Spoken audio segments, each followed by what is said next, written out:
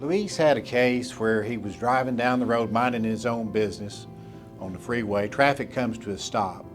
Luis stops, and then this pickup comes barreling down the road 70 miles an hour and clocks him from behind.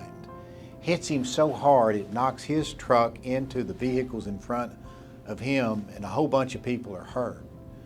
And incredibly, the guy that ran into him said, "It's not my fault. Luis is the one that stopped suddenly in front of me, and I didn't do anything wrong." So what we had to do is we said, okay, let's check this out. We took a look at the event recorder on the pickup, and sure enough, the guy had never even hit his brakes. And before we got the event recorder, the insurance company wasn't going to pay him a dime. It wasn't my fault, but I guess they came back and they tried to look for defaults on my truck, like my brake lights weren't working, was there really traffic in front of me? So they were looking for every excuse why the car hit me.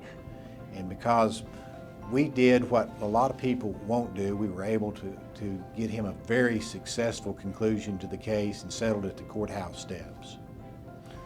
Biggest challenge with the case is they were saying, number one, we're not at fault, and even if we are at fault, the guy's not hurt all that bad.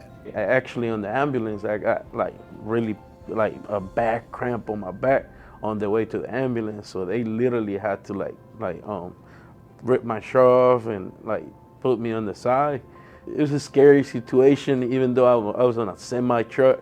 A lot of people like, "Oh, you didn't even know." Yeah, I got hit 65, 70 miles an hour. I was at a standstill stop, and that truck just ran into me.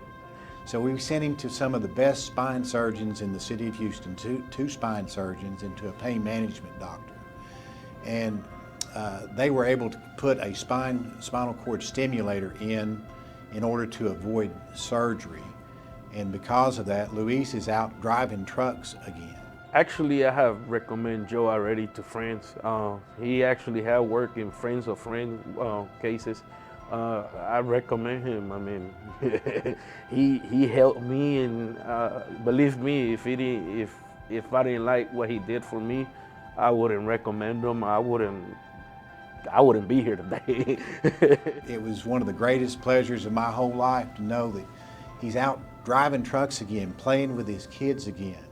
And those are the things that really bring me a lot of joy.